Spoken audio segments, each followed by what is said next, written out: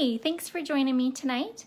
I took this class today at work, and it was all about powerful presentations, which I thought was really, really good.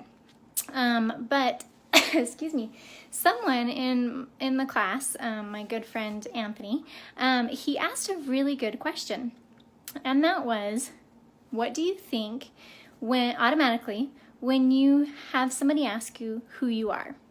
Now, that is one of the questions that I think a lot of people kind of scratch their head about and spend a lot of time thinking about who they are.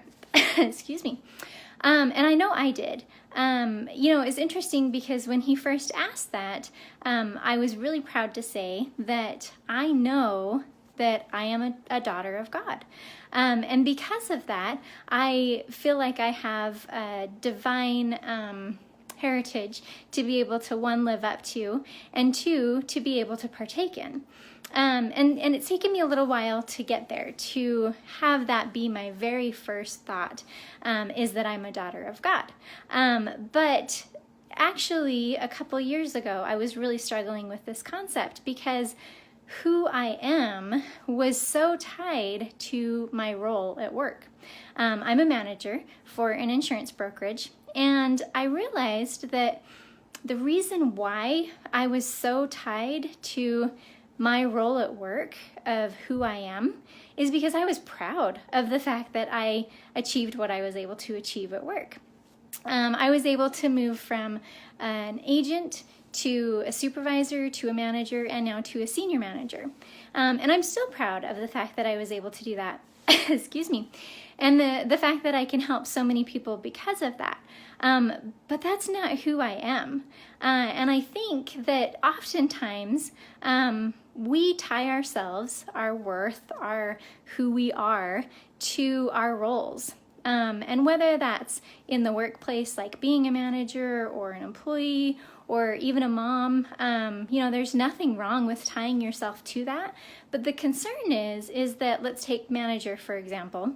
If I was to lose my job tomorrow, let's say this was 2 years ago, because I don't have this problem so much now, but 2 years ago, if I was to lose my job, I would have been completely lost because my sole identity was around the fact that I am a manager. When I was sitting on airplanes talking to people, they would always say, like, basically, who are you? Which was really, what do you do? And I was proud of the fact that I'm a manager.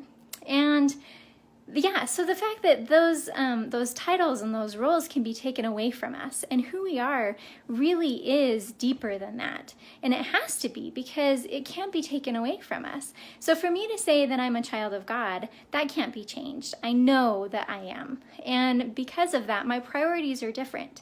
I actually am able to think more of an eternal perspective, and I've worked hard on this, and I'm sure that there's still plenty of work to do in it. But I can look at things in an eternal perspective better when I do have that perspective of being a daughter of God first. So I would encourage you to ask yourself the question, who are you? And listen to, in your mind, what really comes up for you right off the bat. And figure out if that is a good priority for you, or if you would like to have something different pop up for you so that you know who you really are. Because I think that helps tremendously as we're going for our goals and dreams. One, because it helps us to determine what our goals, our dreams, our sole purpose, all of that is, because that's who we are. But two, it also helps us prioritize as we're going for those goals and dreams. So just a great topic here. Thanks, Melissa. I definitely appreciate your comment there. And thank you guys so much for listening, and really give that some thought. Who are you, and what does that do to your priorities to know who you are? Thanks, guys. Have an awesome evening.